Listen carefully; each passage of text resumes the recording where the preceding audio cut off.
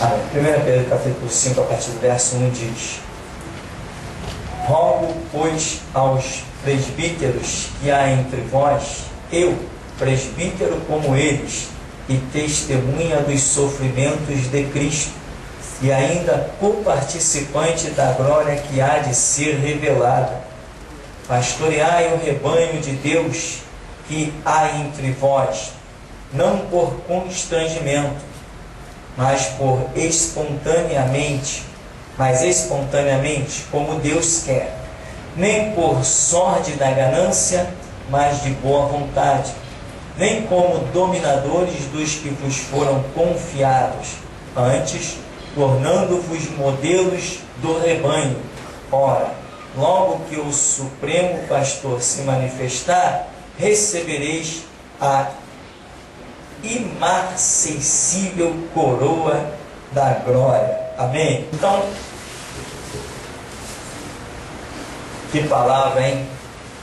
Imarcessível coroa da glória. Quer dizer, incorruptível coroa da glória e outras coisas mais gloriosas. O apóstolo Pedro, quando escreve isso aqui, né? Muita gente se vangloria com tantos títulos. Ele diz assim: rogo eu aos presbíteros, porque eu também sou presbítero. Muita gente por aí está cheia de título porque nem sabe o significado do seu título. Senão não ia nem querer. Ah, é isso que significa? Não, então não quero esse título não, quero outro. Hoje tem pessoas aí: eu apóstolo fulano de tal, eu o presbítero fulano de tal. Tudo isso eram títulos que apenas demonstravam um serviço eclesiástico. Depois as igrejas modernas criaram uma palhaçada hierárquica. Essa palhaçada hierárquica assassinou muitas pessoas. Mas, seguindo aqui, o apóstolo Pedro diz: sou presbítero como eles e testemunha dos sofrimentos de Cristo, e ainda coparticipante da glória que há de ser revelada. A convicção de Pedro nos faz notar. Ele diz assim: olha, eu sou testemunha do sofrimento de Cristo. Ele é testemunha, acabou a história. Não adianta ninguém dizer mais nada, ele é testemunha, ninguém vai mudar a opinião dele. E ele tem concepção do porquê, ele tem entendimento do porquê daquele sofrimento. O que é isso? Uma convicção que nada poderia abalar. Tanto que nós vamos ver a caminhada de Pedro e o final da sua vida. O homem, nas suas últimas palavras, deixou algo, segundo as tradições históricas, e principalmente a tradição judaica, deixou algo tão tremendo que hoje, só no mencionar, a terra é abalada. Crucifica-me de cabeça para baixo, porque eu não sou digno de morrer como meu Senhor. Isso me abala. Esse homem estava em plena forma espiritual para concluir a sua vida desta maneira. Ou seja, por que Pedro era tão convicto? Por que Pedro era tão convicto? Ele andou com Jesus. E você, irmão, tem andado com Jesus? Eu tenho andado com Ele. Ah, mas cadê Ele?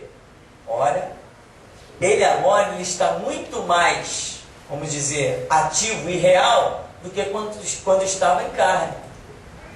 Porque Ele até mesmo disse: aquele que crê em mim fará as obras que eu faço e fará maiores do que estas. Por quê? Porque eu vou para o Pai. Mas Ele diz: não vos deixarei órfãos. As minhas ovelhas eu as tenho na palma da minha mão. Então Jesus não abandonou a sua igreja, os seus discípulos. Ele continua hoje presente e de uma maneira muito mais gloriosa. Porque agora ele já foi, vamos dizer, glorificado. Já saiu da dimensão carnal que o limitava. Jesus agora não precisa mais pegar um barquinho para atravessar um rio. Jesus agora não precisa que abra uma porta para ele passar. O nosso Deus agora, Ele é muito mais do que o que Pedro viu.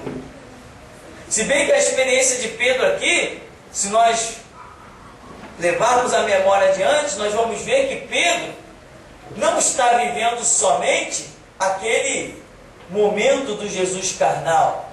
Porque depois que Jesus ressuscitou, ele também viu. Ele teve experiências com Jesus. Você tem orado, irmão, para ter experiências com Jesus? Tem pessoas, irmão, eu entendo, eu não sei se Deus entende, eu entendo.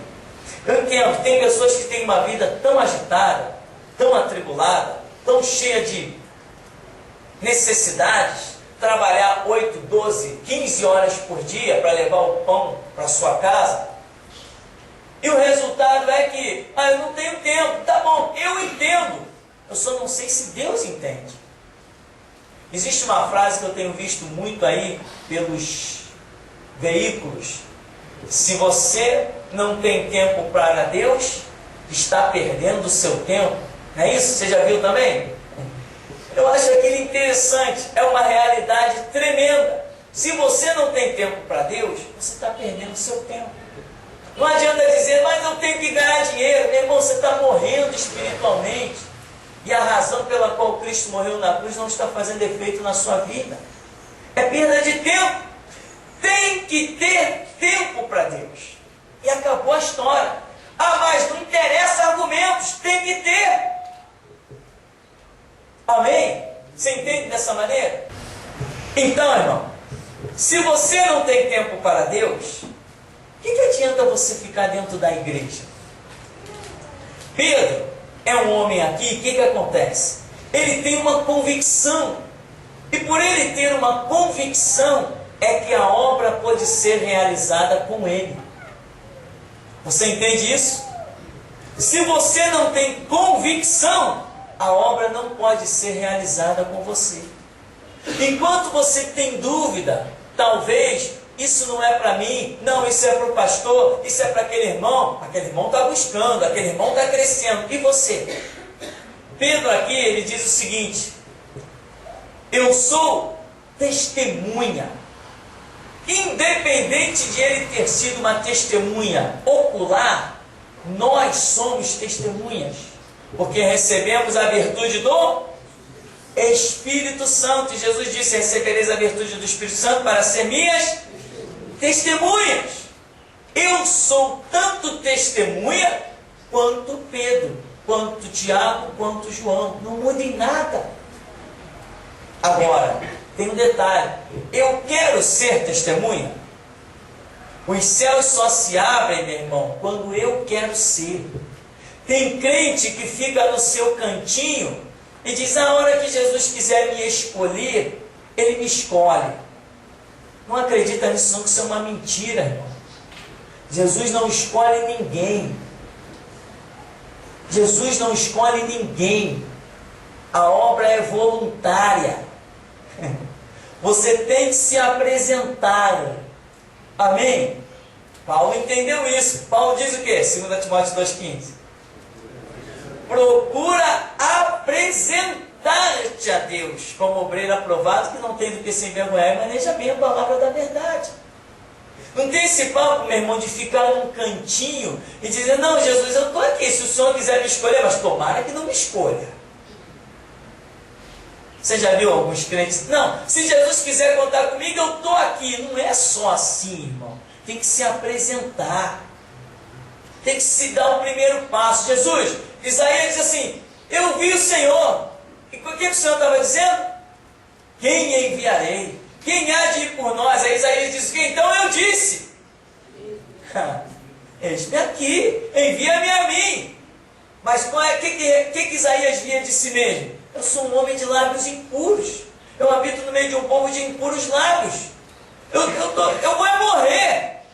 Aí vem lá um serafim, um querubim, e diz: olha, tua iniquidade foi traspassada. Tocou com uma tenaz, uma brasa nos lábios dele, e ele foi o que foi. Foi o profeta Isaías. Segundo uma tradição aí judaica, foi cerrado no meio. Parece até num altar. É glorioso demais. Morrer por uma causa dessa? Jesus deu um exemplo que deveria morrer por esta causa gloriosa também. Então veja que a convicção de Pedro é o que nós precisamos. O que é essa convicção, irmão? Ah, tu vai cair de um penhasco, não tem problema. Jesus vai fazer alguma coisa. Ah, os inimigos me cercaram, milhares e milhares de inimigos me cercaram. Não tem problema, Jesus vai fazer alguma coisa. Convicção. Estão ameaçando te jogar no cárcere. Jesus vai fazer alguma coisa, acabou a história. Vão te prender, vão te matar. Existem 1000 ameaças contra a tua vida. Não interessa o que venha pela frente. Não para, porque Jesus vai fazer alguma coisa. Convicção. Você anda com o homem e o homem anda contigo. Acabou a história, irmão. Então essa convicção de Pedro, não só aqui, me deixa assim, algumas coisas me deixam assustado. Quando eu leio a Bíblia, meu irmão, eu fico um pouco afligido, eu fico angustiado. Eu olho assim e digo assim, meu Deus, aqui ó, o Senhor precisa de outro Pedro. Precisa. Que enquanto não se levantar outro Pedro, não acontecem outras obras tremendas como aquela. Eu leio a história de Paulo e digo assim, não, o Senhor precisa de outro Paulo. Eu não vou mudar o meu nome para Paulo, mas eu vou te fazer como Paulo fez. Irmão, e até aqui nos tem ajudado o Senhor. O Senhor tem somado ao nosso ministério uma glória tremenda, que são essas algemas. Eu digo, eis aqui a personificação, a encarnação das minhas orações nesta algema. Isso aqui não é nada. Isso aqui não é nada, irmão. Isso não é nada. Tem muito mais coisas gloriosas que eu espero colecionar para a glória e honra do meu Senhor Jesus. Então, irmão, Pedro tem uma convicção. Ele diz, eu sou testemunha. E quando eu leio essas coisas assim, eu digo assim, peraí, eu também sou? Ou não sou? Eu sou testemunha. Ah, Pedro viu que Jesus ressuscitou. Eu também vi. Pedro viu a porta do túmulo removida. Eu também vi. E como vi? Pedro viu mortos ressuscitarem. Eu também vi. E como vi? E põe a prova que vi. Aceito qualquer desafio que vi. Mas você não estava lá. E daí que eu não estava lá?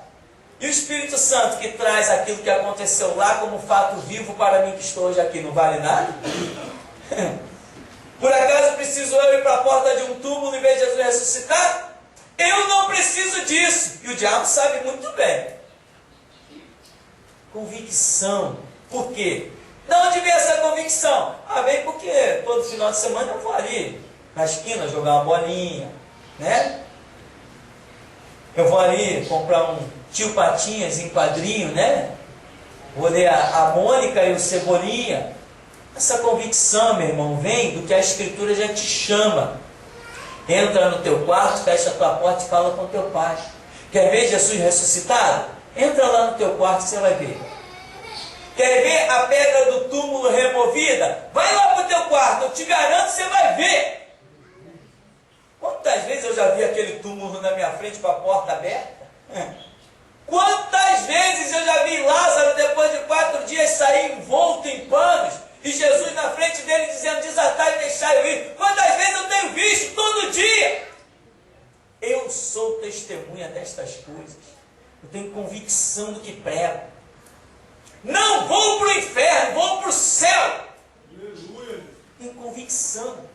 Não tem homens que me tirem desse caminho, não tem armas que obstruam minha caminhada, não tem diabo que me detenha. Porque eu sou testemunha de que Jesus Cristo ressuscitou. Eu posso... Irmão, a minha convicção é tão grande, sabe o que eu posso dizer para você? Quando Jesus Cristo ressuscitou, eu estava lá.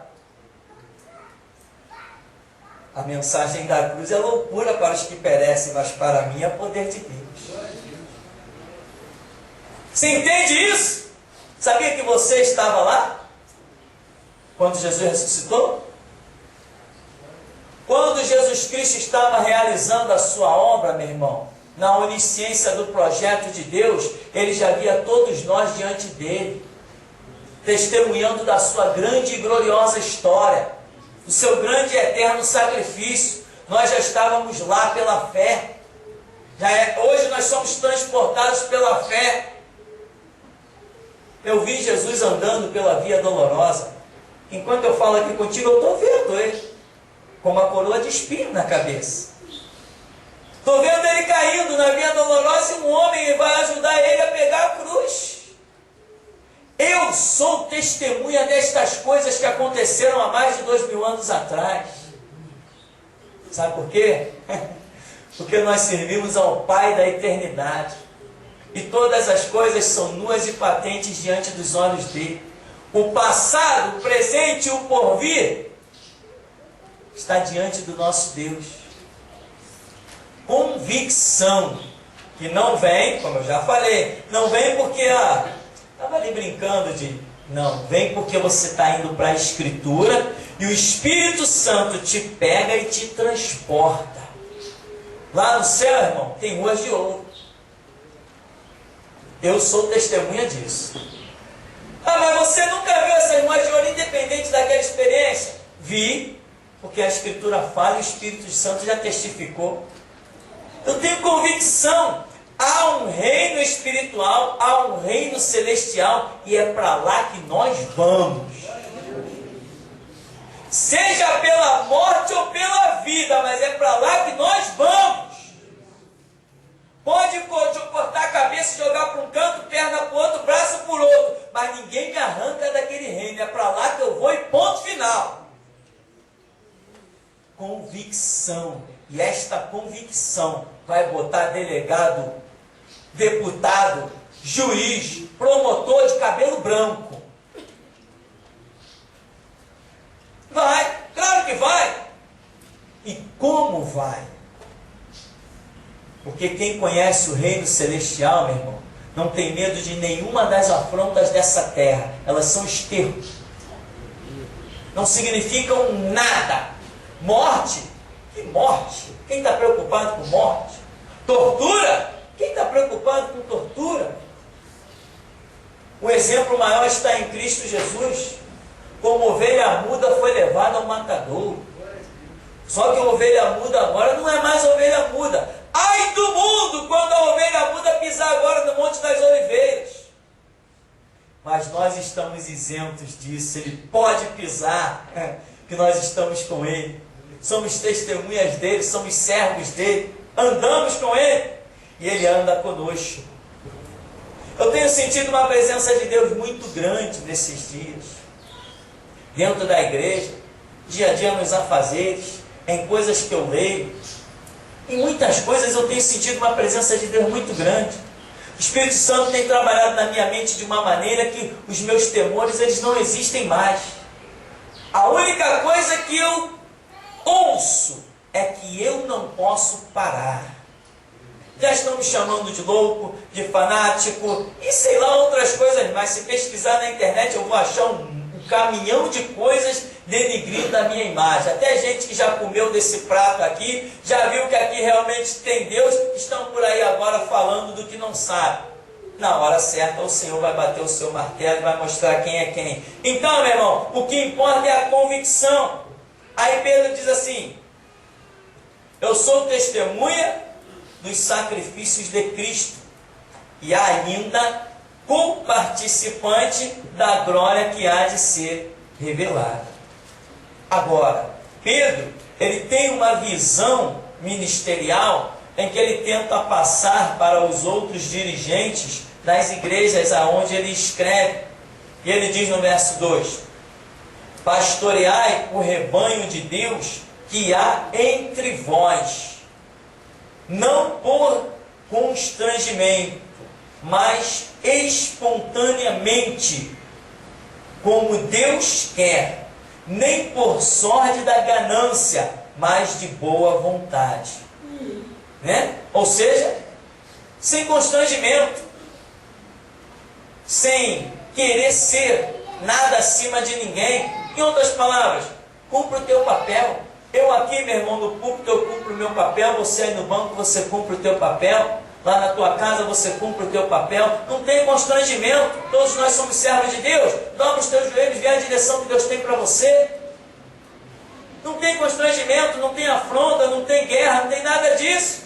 Se amanhã depois Deus mandar eu sair do púlpito, sentar no banco, você vir para cá, é assim que vai ser. Ele que manda, Ele é a autoridade, Ele tem o poder. É sem constrangimento. Todos nós temos um objetivo, qual é? Servir Jesus Cristo. Eu nunca pedi para ir para trás do púlpito. E Ele me pôs. Se amanhã Ele chegar e disser assim, ó, acabou teu tempo no púlpito, sai, para onde, Senhor? Lá vou eu. Não tem constrangimento, não tem guerra, não tem nada. Então Pedro está dizendo assim, olha, apacenta o rebanho de Jesus Cristo dessa maneira, sem constrangimento, espontaneamente, como Deus quer. Não por sorte da ganância, mas de boa vontade. Aquilo que eu redundantemente falo neste lugar. Servir a Cristo não tem ganância financeira. Isso não existe. Nós, servos de Deus, não estamos interessados nos passeios desta terra, nos cruzeiros das viagens marítimas. Nada disso nos interessa. Nós temos é que trabalhar enquanto é dia, porque a noite cedo vem. E como vem? Então, o nosso objetivo não é nenhuma ganância, ele sorte da ganância. Não trabalhe, irmão, olha o conselho de Pedro. Não trabalhe pensando em dinheiro. Você é testemunha que isso tem sido falado constantemente nesse lugar. Você é testemunha de que nesse lugar nós não temos falado em dinheiro, não criamos campanha, não dizemos que vamos fazer obra e para você ofertar. Nada disso. O objetivo é que Cristo Jesus seja glorificado. Os CDs, os DVDs, é nessas condições que vocês têm visto aí. O trabalho material do ministério é para você. As construções é para o seu uso. Você não usa se não quiser, mas está aí para o seu uso. Não existe nada de ganância no reino de Deus.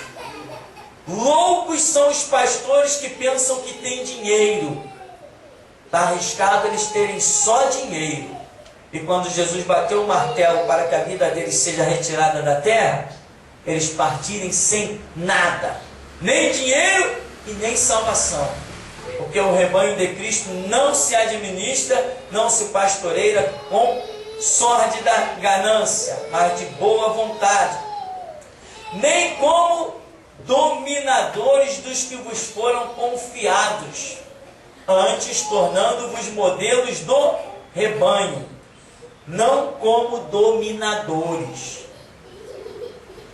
Você já viu por aí que tem, né? De vez em quando algumas pessoas ligam para cá.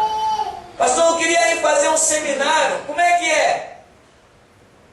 Ó, irmão, é tal horário, é só chegar, sentar e a gente vai seguindo o nosso roteiro. Tá, eu vou falar com o meu pastor. Aí no dia seguinte o rapaz liga. Eu falei com o meu pastor, mas ele não me autorizou. Ele é um dominador.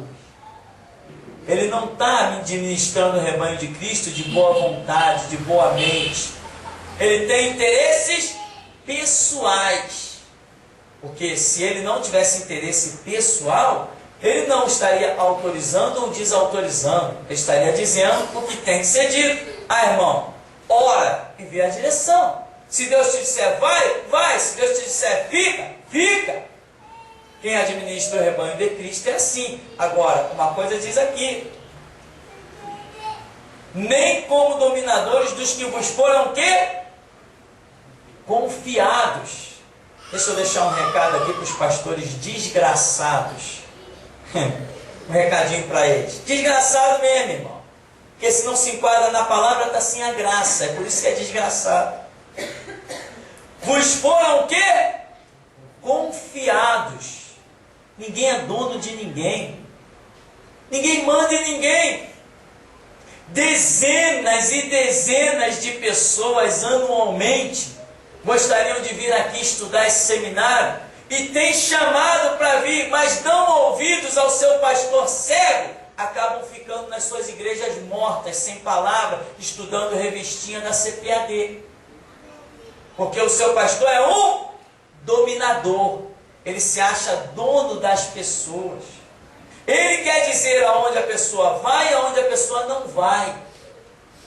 é desses antros por aí, assembleias, batistas e tudo mais. Você, irmão, é um vencedor estar neste lugar. Você não se deixou dominar pelos dominadores, não se deixou usurpar o direito de liberdade, e você está aí, e se o teu Deus te dirigir para onde quer que seja, vai, não te detenhas. Aqui não tem dominador, aqui cada um segue o caminho que quiser. Aqui nós seguimos direção de Deus. Se você achar que seu lugar não é mais aqui, parta. Vá para onde Deus te dirigir, porque o que eu quero é que a sua vida cresça. E se Deus te disser, sai desse lugar e tu permanecer aí, a sua vida não vai crescer. O que adianta? Amanhã vai faltar obreiros na seara, já está faltando. Então tem que ter a visão de reino e tem que ver o que Pedro entende aqui. Pedro está dizendo o seguinte, olha, tem cuidado aí dos que vos foram confiados, e tem pastor dizendo, as minhas ovelhas, ô desgraçado, talvez não tenha nem casa. Quanto mais dizendo as minhas ovelhas. Pastor de igreja não tem ovelha nenhuma, as ovelhas pertencem ao Senhor Jesus. Ele é o pastor das ovelhas. E nós, pastores, somos ovelhas também. Numa posição diferente. Mas não passamos de ovelhas. É isso que somos. E ai de nós se tentar ser mais do que isso. Ai de nós. Pedro está dizendo, olha, esse rebanho que vocês estão apacentando aí, é um rebanho que foi confiado na mão de vocês. Agora eu traduzo. Sabe por que esse rebanho foi confiado na mão de vocês? Para provar vocês. Apacenta errado que vocês vão ver aonde vocês vão parar. É isso que eu entendo. E esta visão de Pedro, a convicção que ele tem, ele vai deslanchando e vai entrando nessa cobrança dos que lideram a igreja de Jesus Cristo, então, daquela época. Ele ainda diz, tornando-vos modelos do rebanho. Veja bem, modelo, não dominadores, não gananciosos, é modelo. Modelo. Não é ditando ordem para a vida de ninguém, não é ordenando que alguém possa ou não possa fazer. Se acha que alguém não deve fazer alguma coisa, seja um modelo, não faça. Ou seja, o que ele estaria dizendo isso aqui? Ó?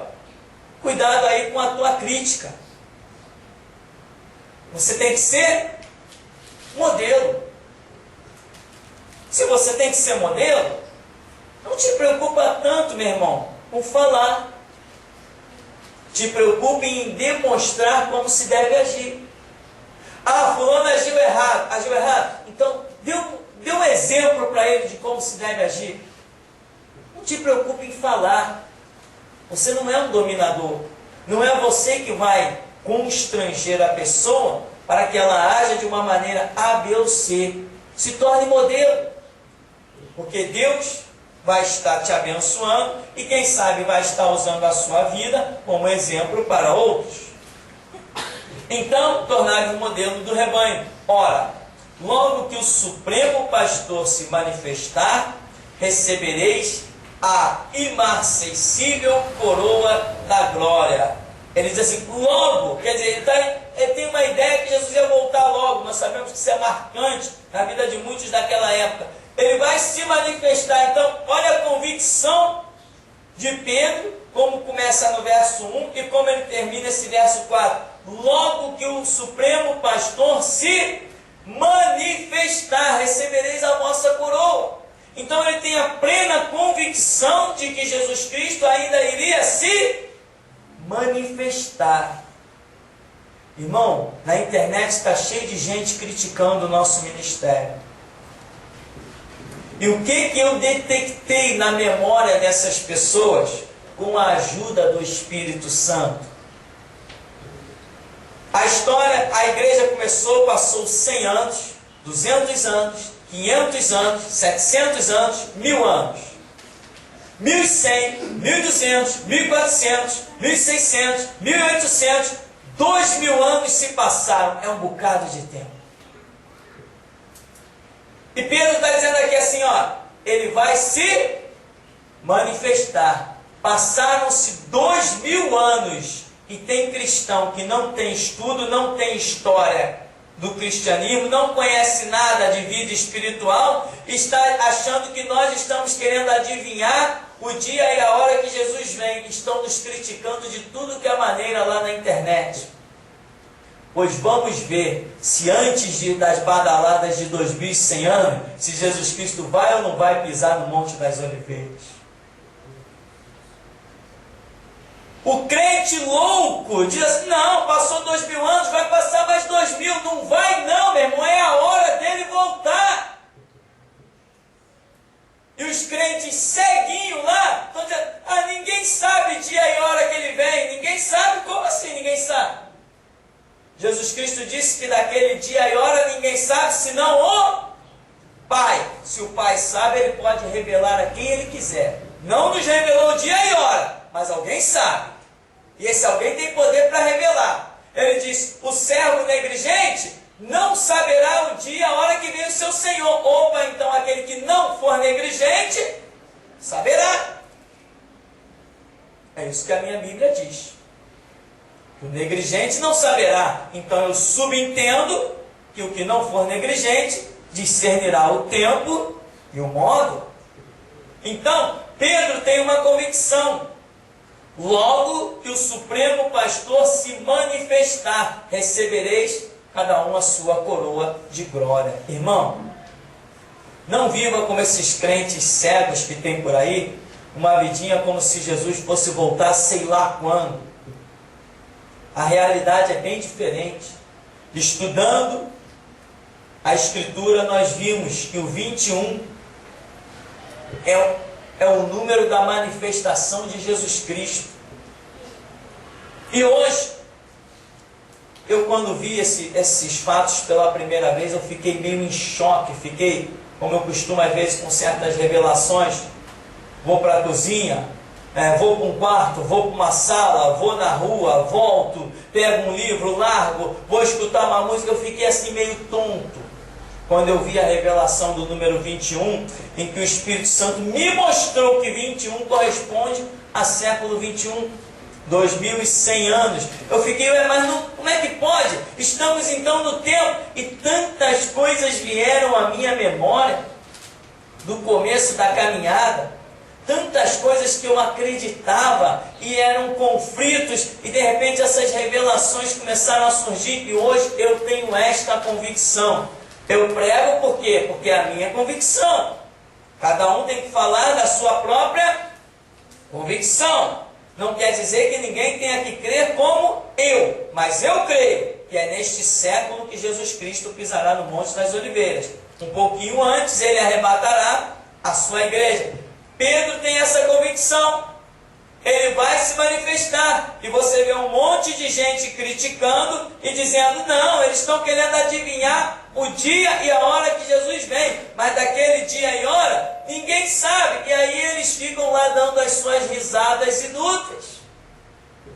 A verdade é, tal como Pedro, eu também tenho essa convicção que Jesus Cristo vai se manifestar. Agora, Pedro não sabia quando, eu também não sei quando. Mas que é nesse século, eu creio. Eu creio e acabou a história. E eu creio a tal ponto que pode colocar aqui, o revólver na minha cabeça. Eu morro dizendo que Jesus Cristo vem nesse século. Eu não abro mão dessa convicção. Eu acredito que tenha recebido isso do Espírito Santo. Ninguém tem que acreditar como eu. Eu acredito. Jesus Cristo neste século pisará no Monte das Oliveiras e vai julgar todas as nações. E o Vale do Armagedon vai ter sangue ao freio dos cavalos correndo como rio. É o que eu creio. Ninguém tem que crer igual a mim. Ninguém leu 150 livros como eu. Ninguém leu o Novo Testamento 30 vezes como eu. Talvez tenham lido mais. Ninguém fez as orações que eu fiz, ninguém caminhou nos lugares onde eu caminhei, ninguém teve as experiências que eu tive. Então, pelas experiências de Pedro, ele tem a convicção dele, pelas minhas experiências eu tenho a minha. E eu afirmo, Jesus Cristo volta no século 21.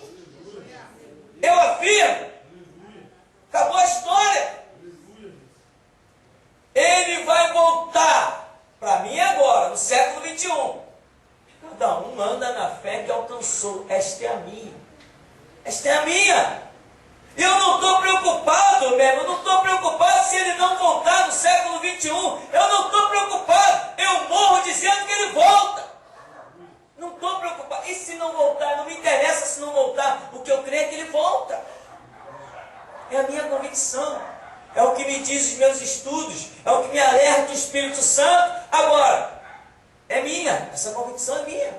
Cada um anda na fé que alcançou. Então, aqui não tem constrangimento. Você não tem que dizer que Jesus Cristo volta no século 21. Eu me sinto na obrigação de dizer, mas você não tem que dizer. Você não é constrangido a isso. Aqui nós temos algumas regras. Por exemplo, aqui não celebramos a ceia, porque entendemos que Jesus Cristo celebrou a Páscoa. Mas você não é obrigado a crer assim. Você é livre. Aqui não serve ceia, pastor, posso ir em outra igreja? Você que sabe, vai comer pão e vinho lá, fica à vontade. Não existe constrangimento.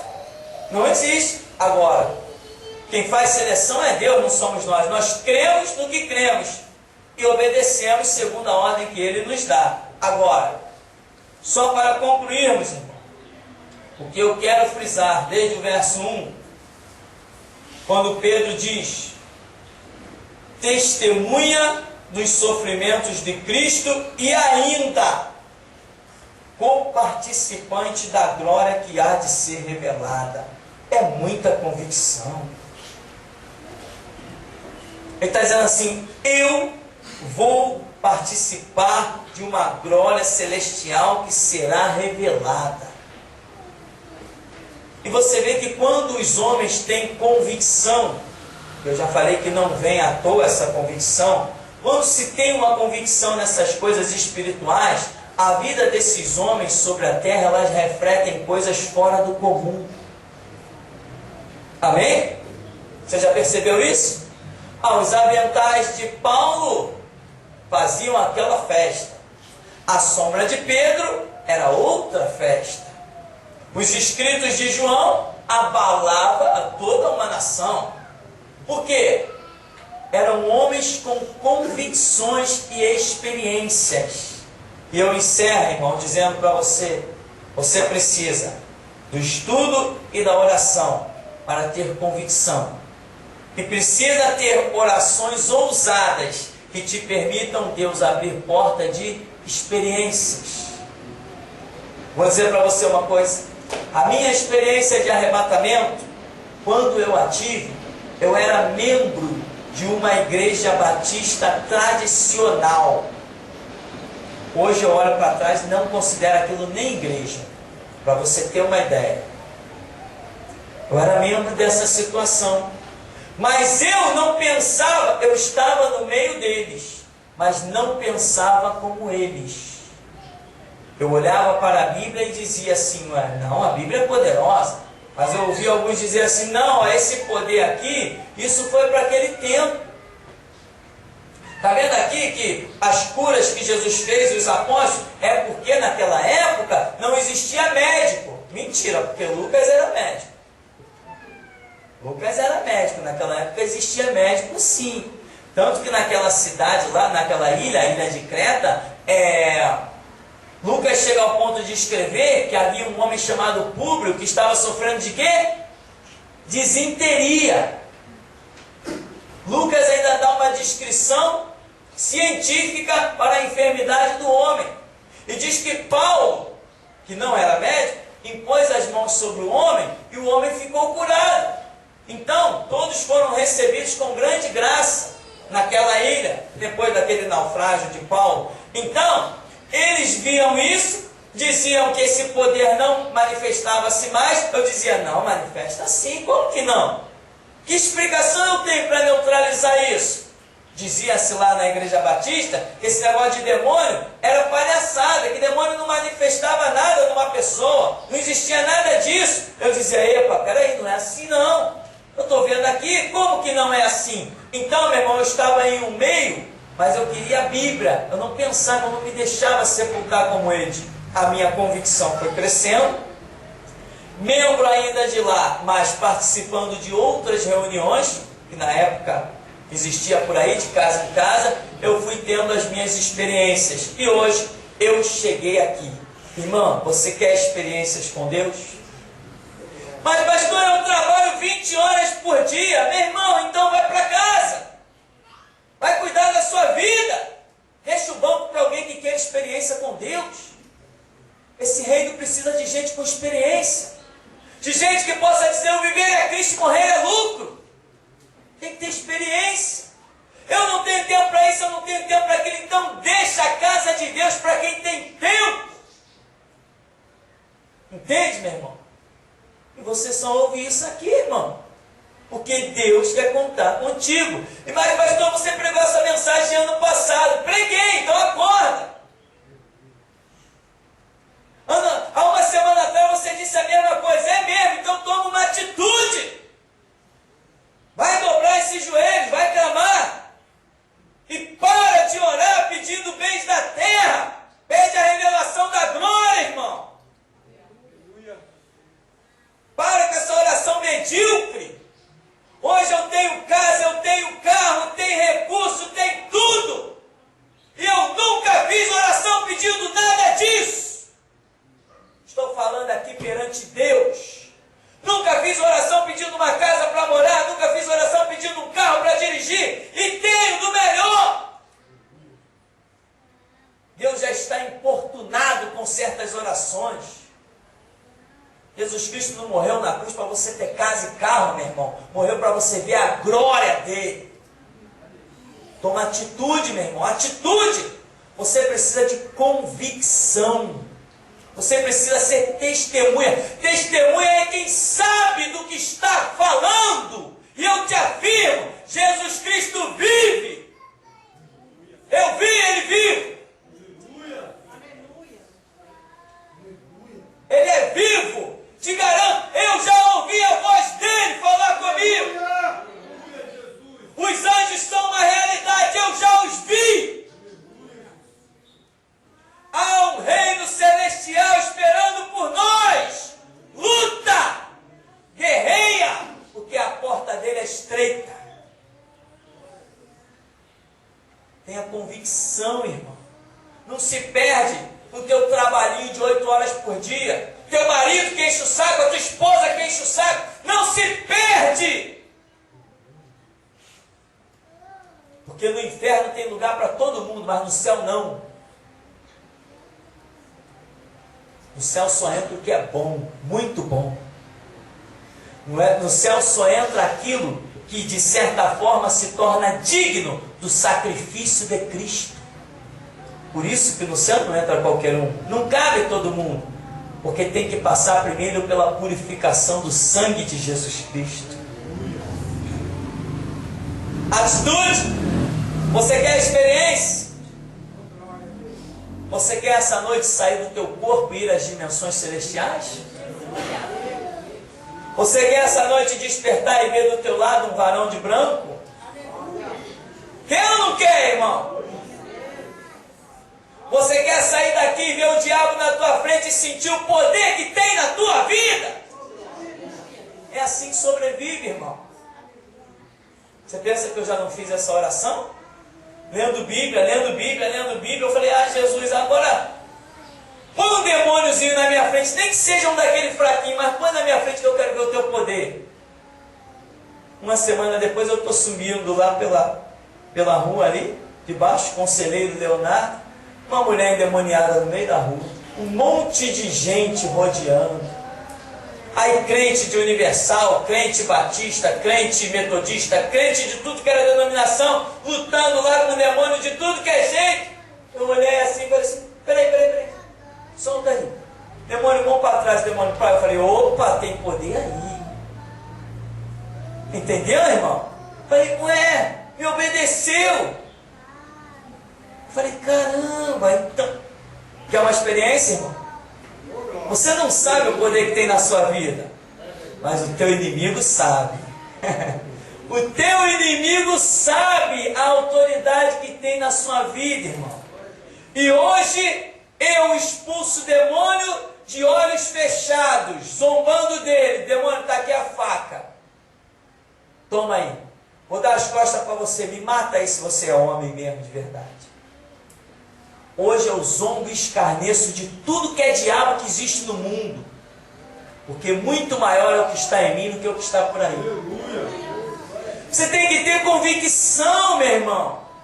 A obra de Deus ela só acontece com convicção plena, profunda. Quem tem dúvida não serve para esta obra. Sabe quanto que as suas dúvidas vão sair? Você passar por aqui, ó.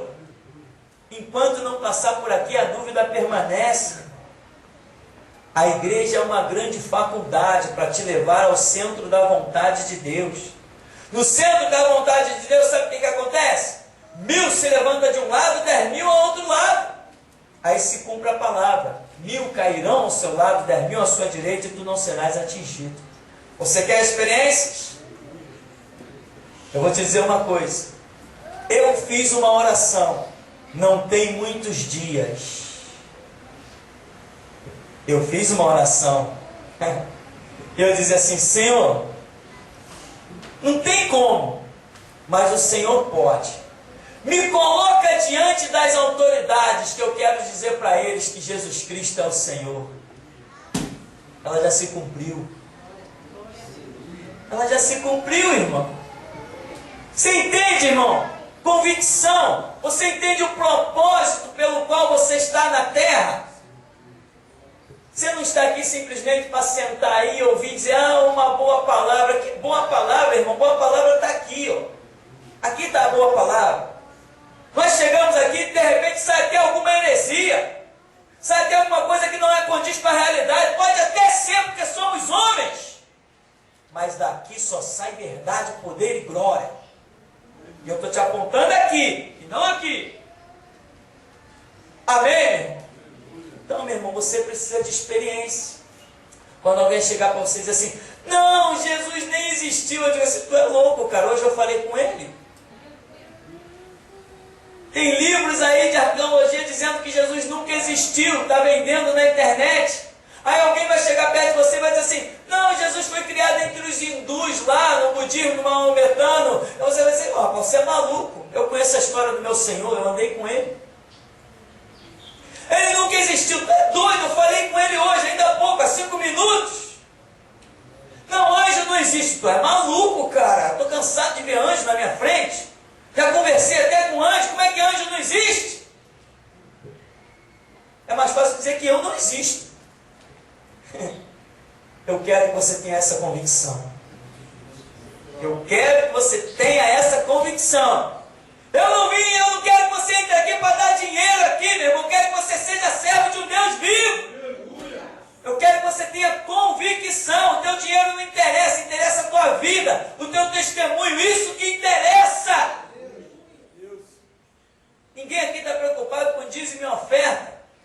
Quando Deus nos chamou para a obra, Ele disse que nos sustentaria. E não disse que nos sustentaria com dinheiro. Eu sempre digo isso. Estúpidos são aqueles que pensam que vão ser sustentados com dinheiro. Eu quero ser sustentado pelo sobrenatural. Eu quero abrir a geladeira e não ver nada, botar a mesa e comer. Como? É o que eu creio. Posso ser louco, mas é o que eu creio. Cada um anda na fé que alcançou. Amém, meu irmão? Hoje tem uma unção que eu poderia estar pregando aqui a noite inteira. Vou parar por causa do tempo. Você entende isso? Ou seja, por que essa unção é contínua? Porque Deus vai querer trabalhar na sua mente, na sua vida, fora daqui. É por isso. Por isso que essa unção que está aqui ela é contínua. Como se eu pudesse pregar até meia-noite. Até o dia raiar. É porque é uma obra que vai continuar na sua mente. Mas não vai continuar se você esquecer do reino de Deus, não, hein? A palavra vai ardendo como nos dois no caminho de Emaús. Mas o que eles iam falando pelo caminho? Iam falando das coisas que tinham acontecido com Jesus. Amém? Então, o Senhor nos abençoe em nome de Jesus.